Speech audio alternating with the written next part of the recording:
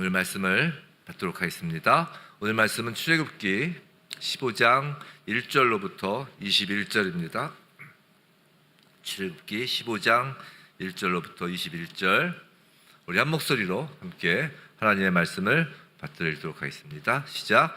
이때에 모세와 이스라엘 자손이 이 노래로 여호와께 노래하니 일렀으되 내가 여호와를 찬송하리니 그는 높고 영화로우시며 말과 그 탄 자를 바다에 던지셨음이로다. 여호와는 나의 힘이요 노래시며 나의 구원이시로다. 그는 나의 하나님이시니 내가 그를 찬송할 것이요 내 아버지의 하나님이시니 내가 그를 높이로다. 여호와는 용사시니 여호와는 그의 이름이시로다. 그가 바로의 병거와 그의 군대를 바다에 던지시니 최고의 지휘관들이 홍해에 잠겼고 깊은 물이 그들을 덮으니 그들이 돌처럼 깊음 속에 가라앉았도다. 여호와여, 주의 오른손이 권능으로 영광을 나타내시니이다. 여호와여, 주의 오른손이 원수를 부수시니이다. 주께서 주의 큰 위엄으로 주를 거스르는 자를 엎으시니이다. 주께서 진노를 발하시니 그 진노가 그들을 지푸라기같이 사르니이다. 주의 콧김에 물이 쌓이되 파도가 언덕같이 일어서고 큰 물이 바다 가운데 엉기니이다. 원수가 말하기를 내가 뒤쫓아 따라잡아 탈취물을 나누리라. 내가 그들로 말미암아 내 욕망을 채우리라. 내가 내 칼을 빼리니 내 손이 그들을 멸하리라 하였으나 주께서 바람을 일으키심에 바다가 그들을 덮으니 그들이 거센 물에 납같이 잠겼나이다. 여호와여, 신중에 주와 같은 자가 누구니이까? 주와 같이 거룩함으로 영광스러우며 찬송할 만한 위엄이 있으며 기이한 일을 행하는 자가 누구니이까? 주께서 오른손을 드신즉 땅이 그들을 삼켰나이다. 주의 인자하심으로 주께서 구속하신 백성을 인도하시되 주의 힘으로 그들을 주의 거룩한 처소에 드러나게 하시나이다.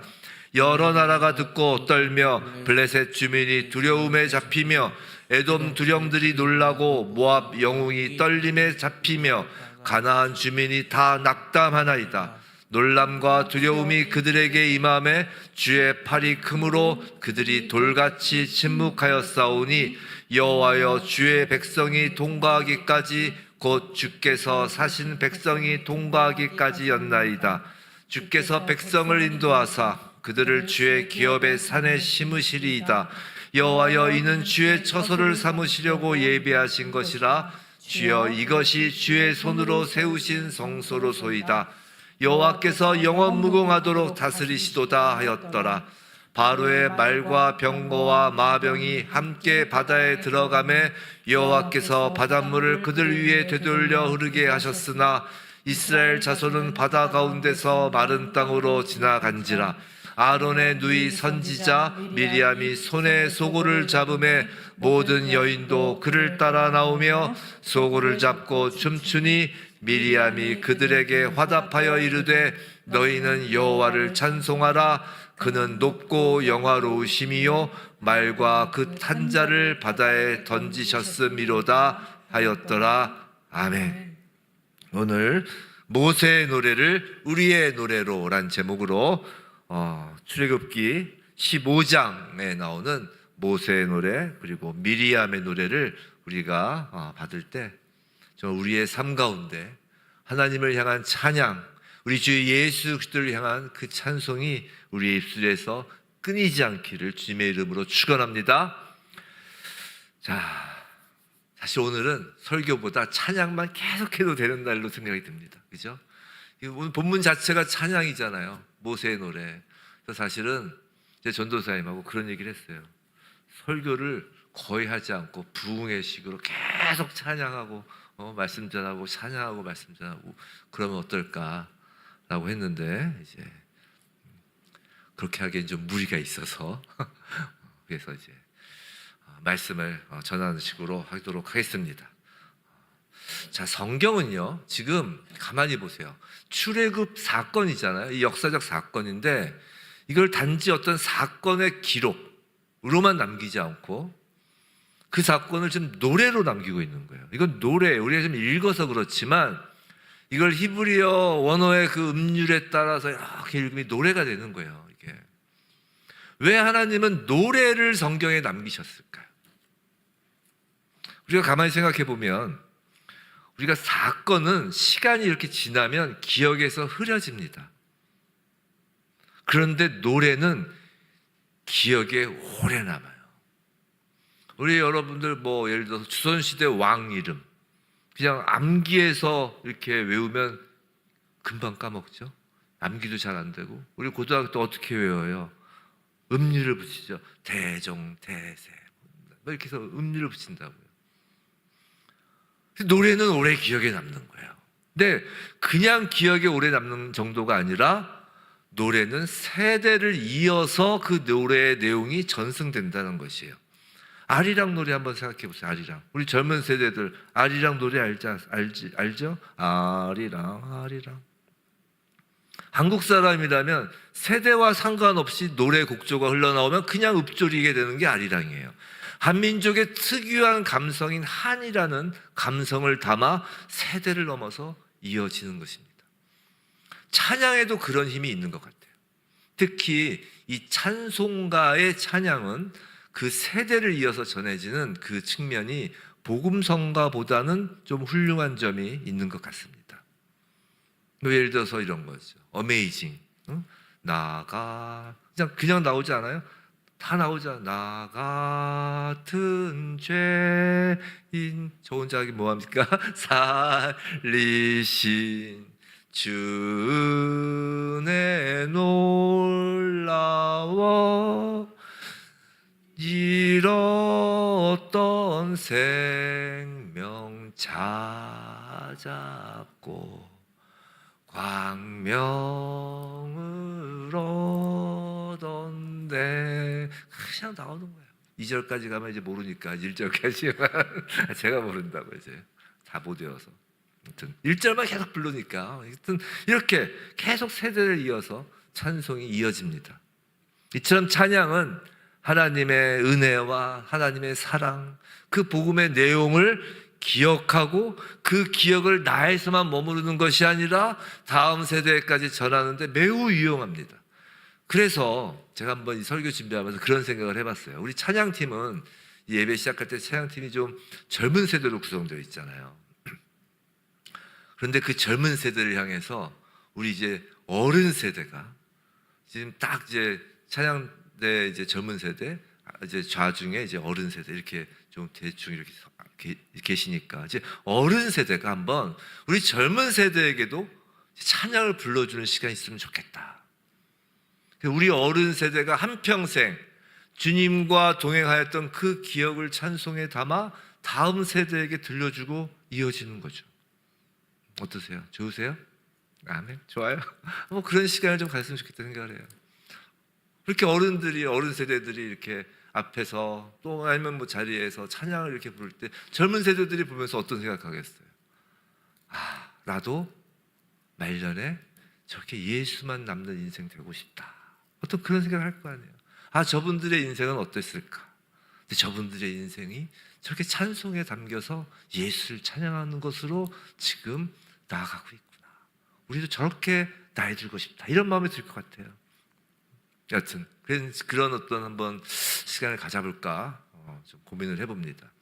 자, 오늘 출애굽기 15장에 나오는 이제 모세의 노래, 이제 미리암의 노래는 아마 성경에서 처음 등장하는 노래일 것이에요.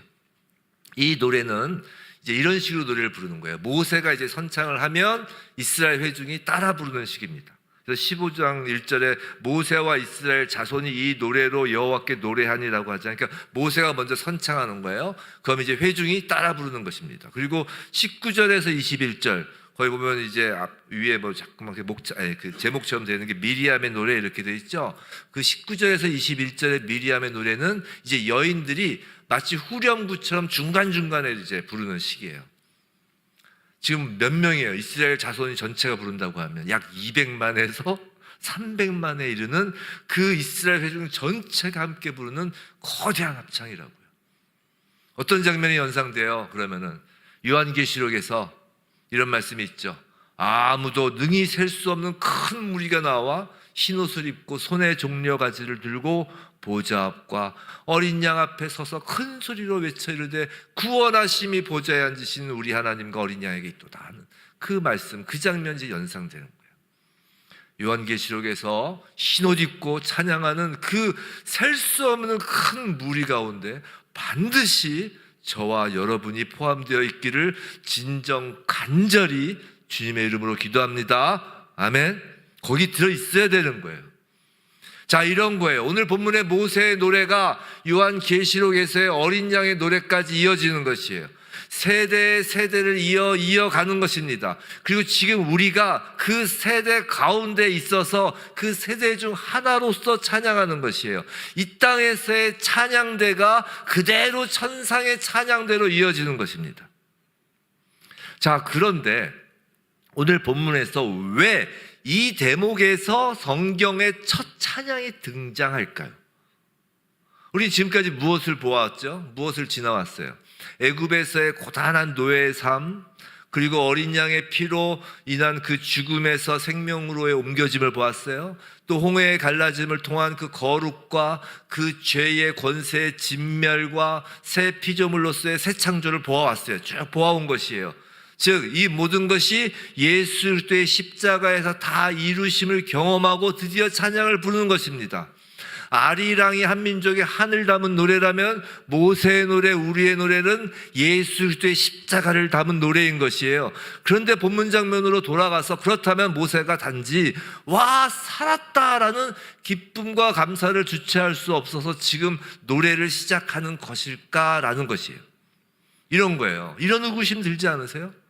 아니, 어린 양의 피를 문설주와 임방에 발라서 그날 밤에 살아났을 때도 노래를 부를 만큼 기뻤을 거 아니에요. 그럼 왜 그때 노래를 안 불러요? 자, 아니면 이제 앞으로도 갈 길이 멀어요. 그 먼데 그 시내산에서 불러도 되는 것이고, 또 광야를 다 지나서도 불러도 될 텐데 굳이 지금 모세가 노래를 불러야 할 까닭이 있느냐 말이에요. 홍해가 너무나 기적적이고 뒤로 까무라칠 정도로 너무 놀라운 장면이었기 때문일까요? 성도 여러분, 분명히 모세의 선창으로 부르는 노래지만 이 노래는 성경의 기록이에요. 성경의 기록이란 결국 하나님의 뜻이라는 겁니다. 다시요, 성경의 기록이란 하나님의 뜻이라는 거예요. 그렇다면 하나님은 지금 이 시점에 이 노래를 하나님의 백성들로 하여금 부르게 하여야 할 목적이 있다는 거예요. 그리고 그 하나님의 목적은 이제 모세의 목적이 되어서 모세는 다른 때가 아니라 지금 이 순간에 이 노래를 불러야 하는 것이란 거예요. 모세는 하나님의 뜻을 받는 사람이죠. 이제 소위 선지자입니다. 선지자인 모세가 단순히 살아났다고, 그 살아나서 그 기쁘다고 그 이유로 노래하는 것일 거냔 말이에요. 선지자인 모세가 이스라엘 백성에게 노래하게 했고, 그것은 단순히 기뻐서가 아니라 분명한 목적이 있었기 때문이라는 거예요. 15장 1절은 이렇게 시작합니다. 15장 1절, 이때에 모세와 이스라엘 자손이 이 노래로 여호와께 노래하니, 자, 이때에라고 하는 거예요. 지금 이때에 노래를 불러야 할 까닭이 있는 것이에요. 딱 이 타이밍에 노래해야 된다는 것이에요. 오늘 모세의 노래를 통하여 하나님께서 무엇을 목적으로 하고 있으신지, 하나님의 또 그 목적을 받은 모세가 무엇을 목적으로 노래하는지, 마찬가지로 우리가 찬양할 때 무엇을 목적으로 노래하는 것인지를 알 수 있는 거예요. 찬양은 단순한 내 감정을 풀어내는 유행가가 아닌 거예요. 우리나라 유행가 하면 유행가의 거의 7, 80%, 거의 90%가 사랑 유행가죠. 사랑 유행가. 그래서 우리 젊었을 때 이별하거나 애인이랑 이별하거나 그럼 계속 유행가 틀어놓고 눈물 쭉 흘리고 막 그러잖아요. 찬양은 그런 게 아니에요. 찬양은 내 감정을 풀어내는 것이 아니라고요. 하나님의 목적을 가지고 드리는 우리의 기도입니다. 아멘. 자, 그러면은 첫 번째 목적은 뭐냐? 첫 번째 목적은 이 노래를 통해서 모세 자기 자신은 물론 이스라엘 백성 전체가 하나님을 향하게 하기 위해서라는 것이에요. 자, 잘 생각해 보세요.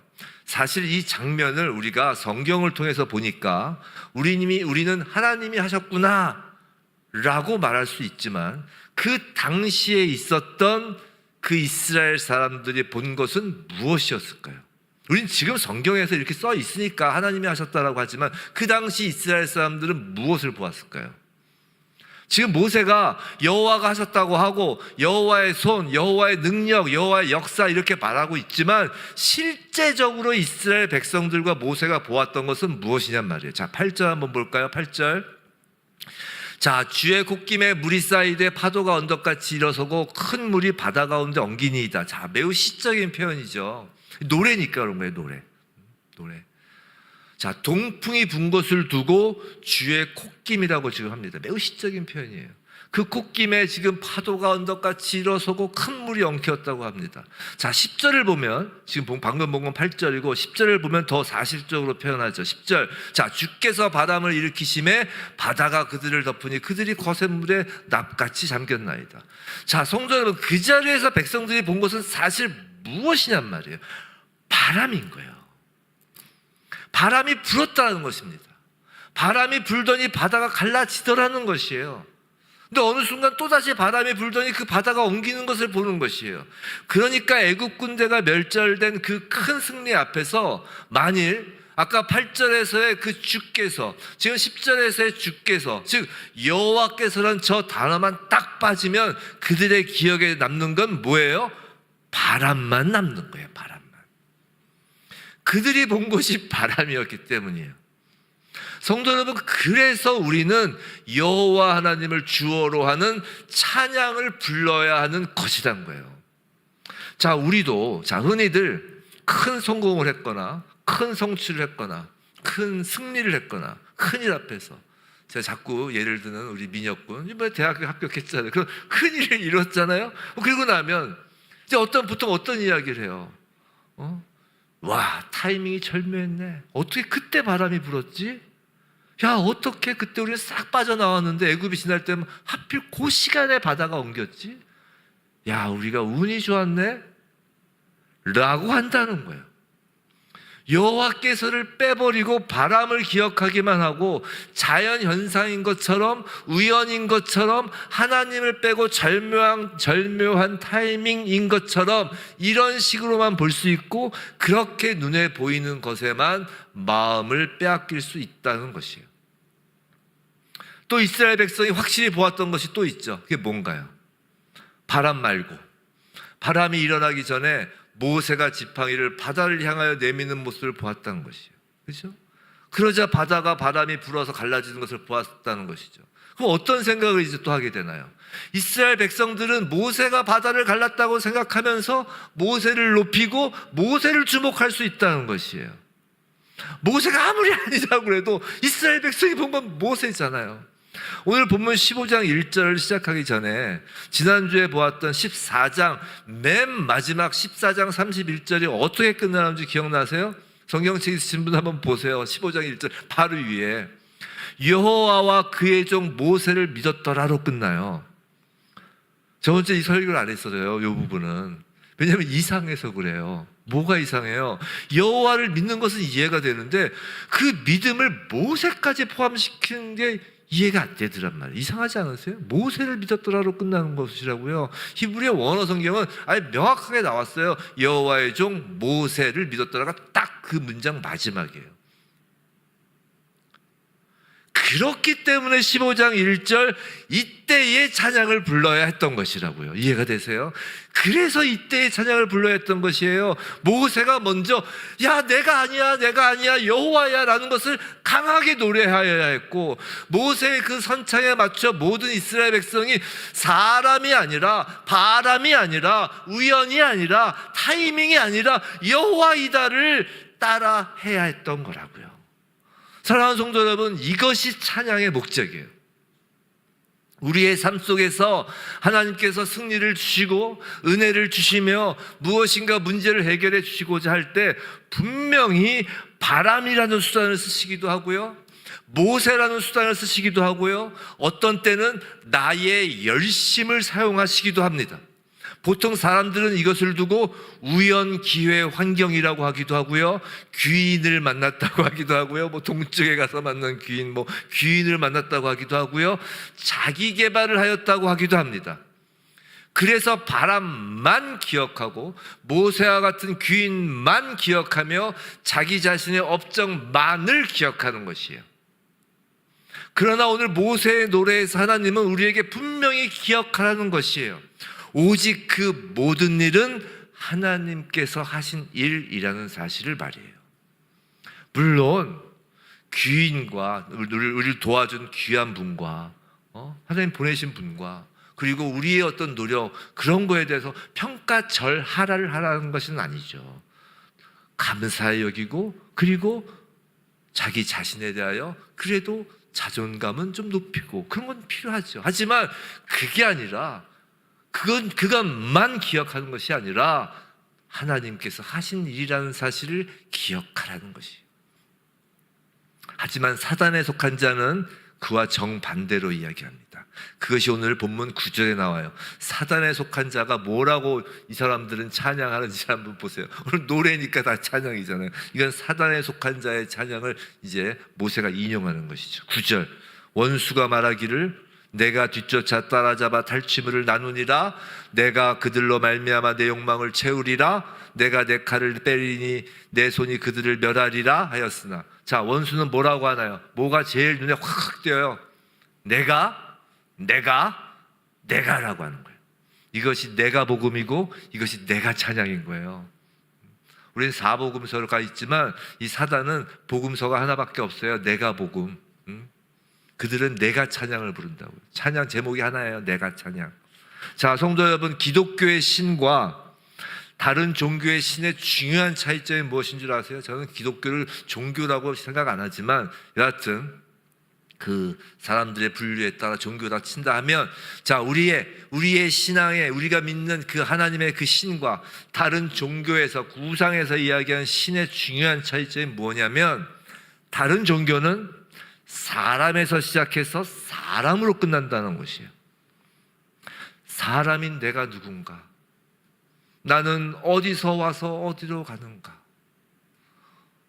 이렇게 내가로 시작해서 나의 정체성을 확인하는 곳으로 끝내는 것이 세상 종교이며 세상 철학이라는 거예요. 희노애락, 사람이 늙고 기쁘고 늙고, 즉 사람에 집중을 하죠. 이게 세상 종교이고 세상 철학이에요. 사람에서 시작하여 사람으로 끝납니다. 하지만 하나님을 유일신으로 하는 우리의 신앙 기독교에서는 하나님이 시작이고 하나님이 끝이에요. 하나님이 누구신가에 대한 질문으로 시작해서 하나님을 아는 지식, 하나님과의 깊은 교제, 하나님과 우리의 하나됨으로 끝난다고요. 사람으로 시작하여 사람으로 끝나는 세상 종교, 세상 철학, 사상의 끝은 멸망이지만, 하나님으로 시작하여 하나님으로 끝나는 신앙의 끝은 그 하나님과 영원히 함께하는 영생인 거예요. 그런데 그렇게 내가를 주장하였던 원수를 하나님은 어떻게 하신다고요? 그들의 그 내가를 사실 하나님 손에 붙들려 1절 후반부를 보시면 말과 그 탄자를 바다에 던지셨음이로다 라고 한다고요. 무슨 말이냐면, 그들은 내가라고 하면서 쫓아간다고 하지만 사실은 하나님 손은 하물며 그 내가를 주장하는 원수들까지도 쥐고 계신 전능하신 오른손이라는 것이에요. 사랑하는 성도 여러분, 환경이 어려워진다고 생각이 드시나요? 반대로 갑자기 상황이 좋아지셨나요? 자, 누군가 나를 죽이고자 그냥 덤벼드는 사람을 만났나요? 아니면 나를 도와주는 사람을 만났나요? 내가 부족하고 어리석어서 실패를 하였나요? 아니면 내가 실력을 쌓고 열심히 노력해서 무엇인가를 성취하였나요? 명심하시기 바랍니다. 우리의 눈에 환경이 보이고, 우리의 눈에 사람이 보이고, 우리의 눈에 내가가 보일 때 우리는 그때 하나님을 찬양해야 하는 거예요. 그때가 바로 찬양을 하여야 할 때라고요. 오직 우리 주 예수 그리스도를 찬양할 때입니다. 십자가에서 모든 것을 이루신 예수 그리스도를 찬양할 때인 것이. 마지막 때가 가까울수록 세상은 우리의 시선이 주님께 고정되는 것을 방해해요. 하지만 우리는 오직 예수만 바라볼 때 물 위도 걸을 수 있다는 것을 알고 있는 사람들이잖아요.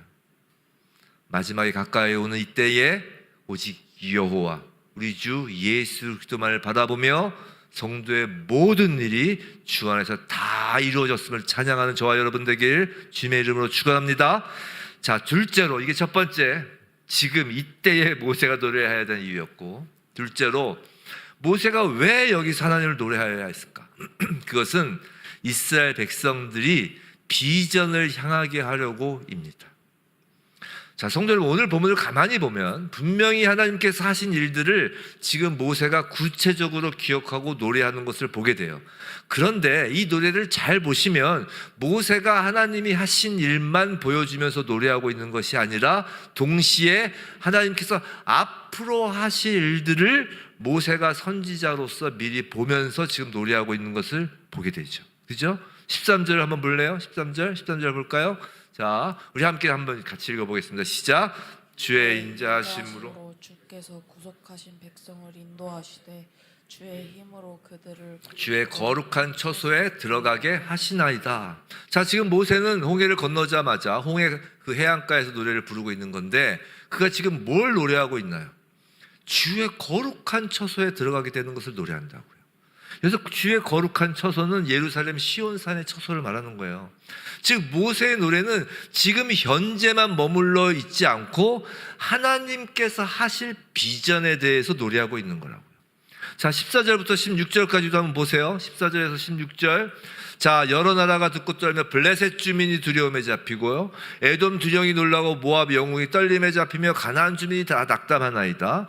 자, 놀람과 두려움이 그들에게 임함에 주의 팔이 크므로 그들이 돌같이 침묵하여 싸우니 여호와여 주의 백성이 통과하기까지 곧 주께서 사신 백성이 통과하기까지였나이다.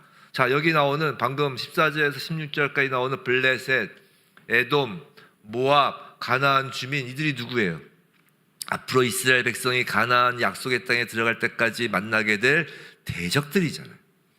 지금 여기서 애굽에게 승리를 거두는 것, 그것이 문제가 아니라 앞에 놓여 있는 대적들을 하나님께서 그들을 낙담시키신다는 것을 지금 노래하고 있다고요. 그래서 결국 17절, 주께서 백성을 인도하사 그들을 주의 기업의 산에 심으시리이다. 여호와여 이는 주의 처소를 삼으시려고 예비하신 것이라 주여 이것이 손으로 세우신 성소로소이다. 모세는 지금 어디까지 보고 있는 거냐면 이스라엘 그 백성들을 약속의 땅에 들여보내시고 예루살렘은 하나님의 성이 되고 그곳에 성전이 세워져서 하나님이 임재하시는 곳이 되며 그런 것까지 보는 것이에요. 그리고 18절, 여호와께서 영원 무궁하도록 다스리시도다 하였더라. 하나님의 영원한 다스리심, 하나님의 왕국, 왕이신 예수 그리스도의 통치까지 노래하고 있는 것이에요. 오늘 그래서 시작할 때, 찬양할 때 왕께 만세 우리가 많이 불렀잖아요. 우리의 찬양의 끝은 그 예수 그리스도가 왕이심을 선포하는 거라고. 사랑하는 성도 여러분, 지금 모세는 이 노래를 통해서 이스라엘이 이곳 홍해에서의 승리에 머물고 지금 이곳에 안주하지 않도록 노래하고 있는 거라고요. 그들이 늘 종으로 있다가 이제 드디어 승리의 노래를 불렀으니까 그들은 이 장소가 매우 특별한 장소란 말이에요. 그렇지 않아요? 홍해를 건너온 그 장소, 홍해 해안가는 이들에게 아주 특별한 장소예요. 자, 우리 또한 그런 장소가 있을 수 있어요. 하나님이 크게 역사하시고 내게 큰 은혜를 베푸셨던 그 장소가 있을 것이에요. 우리의 마음의 장소가 있을 수 있어요. 그리고 그곳에 머물고 싶어하는 마음을 가질 때가 있다는 것이에요. 베드로와 요한과 야곱을 보세요. 변화산에 있었을 때 그들은 변화산에 남고 싶어서 여기서 초막 짓고 살자고 하잖아요. 생각해 보세요. 이스라엘 백성은 당시 세계 최강의 군대였어요. 그 세계 최강의 군대가 수몰되어 멸절된 이 현장에 머물며 이스라엘 백성이 어떤 생각을 했겠어요? 야, 우리도 이제 이곳에서 권세를 가지고 살 수 있겠다라고 생각할 수도 있었다는 것이에요. 그렇죠? 지금 눈앞에서 그 전 세계를 호령하던 애굽 그 군대들이 쫙 쓸려 지나가는 거 보면서 이제 우리가 왕이다 할 수 있잖아요. 여기서 자, 베드로, 요한, 야고보가 변화산에서 모세와 엘리야 그리고 예수 그리스도와 함께 그 영화로움을 누리는 것을 보고 그 영화로움을 그곳에 누리고 싶었을 거 아니냔 말이에요. 그 산에서 내려가고 싶었겠어요? 하지만 모세는 이 노래를 통해서 앞으로 나아가도록 노래하고 있는 거예요. 예수님도 그 제자들에게 산에서 내려가자고 하셨다고. 하나님은 하나님께서 약속하신 거룩한 산 시온산, 거룩한 성 예루살렘, 그곳으로 인도하려고 하시는데, 문제는 뭐냐면, 이 승리하고 나서 문제가 뭐냐면, 이스라엘 백성들이 뭐 뒤로 돌아가지 않거나 거기 머물지 않는 것도 중요하지만 더 이상 앞으로 길을 나서지 않고 오히려 다른 길로 가는 경우가 많다라는 것이에요. 참으로 희한하게 그리스도인들이 예수를 믿고 말할 수 없는 은혜를 받고 눈물 콧물 흘리며 감사하며 찬양하고 나서 더 전진하지 못하고 다른 길로 빠지는 경우가 적지 않다는 것이에요. 사랑하는 성도 여러분, 모세가 지금 이 노래를 부른 까닭은 진짜 승리를 하기 위해서예요. 성도 여러분, 승리가 뭐예요? 승리는 단순히 내 앞에 있던 문제가 해결되는 것 정도가 아니란 말이에요. 내 앞에 있던 문제는 홍해가 갈라지고 내 뒤에서 나를 죽이려고 했던 애굽 군대가 사라지는 것이 승리가 아니라고요. 우리는 그걸 승리라고 생각하지만 진짜 승리는 홍해가 갈라지고 나를 잡아삼키려고 했던 그 문제였던 애굽 군대가 수몰되고 난 다음 그 이후에 그때에 내가 하나님을 바라보고 하나님을 믿게 되는 것, 이것이 승리예요. 애굽이 멸절된 것이 승리가 아니라 우리가 하나님을 믿게 된 것이 승리라고요. 내가 문제가 해결되고 나서 다시 평안을 찾고 기쁨을 찾는 것이 승리가 아니라, 성도 여러분, 진짜 승리는 그것을 보았으면 계속해서 하나님을 경외하고 예수 그리스도를 바라보면서 주님을 믿는 믿음 가운데 굳게 서는 것이 진짜 승리라고요. 그리고 또 승리는 무엇인가요? 오늘 본문 이후에 15장 22절 한번 볼까요? 이제 다음 주에 보게 될 것인데, 그 마라의 쓴물 사건인데, 자, 15장 22절 우리 함께 읽어볼까요? 시작. 모세가 홍해에서 이스라엘을 인도하며 그들이 나와서 스로 강야로 들어가서 거기서 사흘 길을 걸었으나 물을 얻지 못하고, 자, 승리란 그 애굽이 쓸려간 그 홍해의 그 해안가에 그냥 머무르는 것이 아니라 하나님의 인도하심을 받으며 지금 광야라 할지라도, 그곳에서 물이 없는 곳이라 할지라도 그곳으로 들어가면서 하나님이 약속하신 땅을 소망으로 바라보는 것이 승리라고요. 승리는 믿음이며 소망이라고요. 많은 경우 우리는 문제가 해결되면 그걸 승리라고 생각합니다.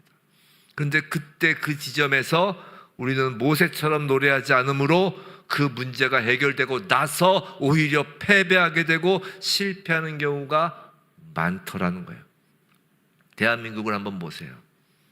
전 정치 얘기하려는 것이 아니에요. 정치 얘기 상관없지만 저는 사실 강대사에서 정치 얘기하지 말아야 되나 해야 된다 이렇게 논쟁하는 거 보면 좀 잘 이해가 안 될 때가 있어요.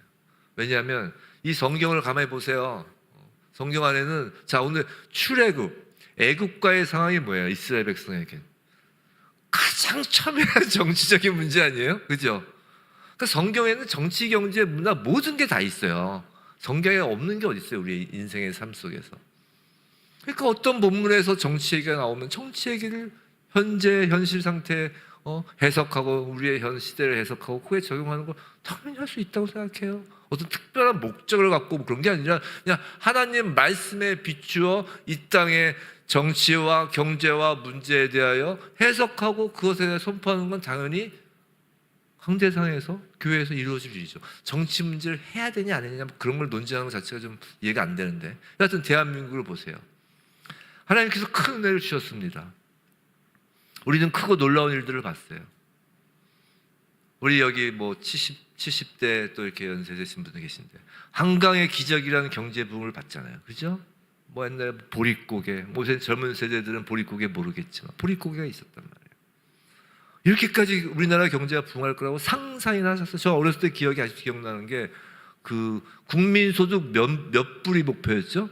표 있었잖아요. 국민소득 1,000불인가? 그렇죠? 1,000불이 목표였죠. 국민소득 1,000불. 수출이 몇 불이 목표였죠? 100억 달러. 제가 기억할 때 표어가 그였어요. 수출 100억 달러, 국민소득 1000불 달성. 지금 생각하면 정말 호랑이 담배 피던 시절이죠. 하여튼 한강의 기적이라는 경제 부흥도 이렇게 했어요. 또 우리나라 문화들이 이렇게 부흥하게까지 되었습니다. 상상이나 하셨어요? 정말 우리나라 옛날에 제 기억나는 게 우리나라 옛날 방송국 그 제작자들이 늘 하는 게 있었다고 그래요. 방송국에 있던 제 친구가 얘기하는 게 뭐냐면 맨날 TV 큰 모니터 앞에서 일본 예능 보는 게 그들의 일이었다는 거예요.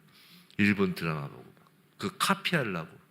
근데 이젠 오히려 외국이 우리나라 그 여러 가지 콘텐츠를 카피하잖아요. 우리나라가 이렇게까지 올 수 있었던 것은 갑자기 바람이 불어서가 아니라는 거예요. 우연히 일어난 일이 아니란 말이에요. 뭐 세계 경제, 뭐 정치 환경이 좋았기 때문이거나, 뭐 우리가 뭐 새마을 운동, 다시 말씀드리지만 저는 그 세대, 지금 그 경제 부흥과 우리의 그 국력의 부흥을 이끈 그 세대를 폄하하려는 것이 아닙니다. 그분들의 피와 땀이 있었죠. 근데 그런 새마을 운동 같은 그렇게 우리가 열심히 했기 때문에 그런 것이 일어나는 것이냐? 그것이 아니라는 것이에요. 그 모든 것들을 사용하셔서 누가 하신 거라고요? 하나님이 하신 거예요. 근데 그 순간 우리는 그 승리 속에서 모세의 노래를 하지 않았다는 것이에요.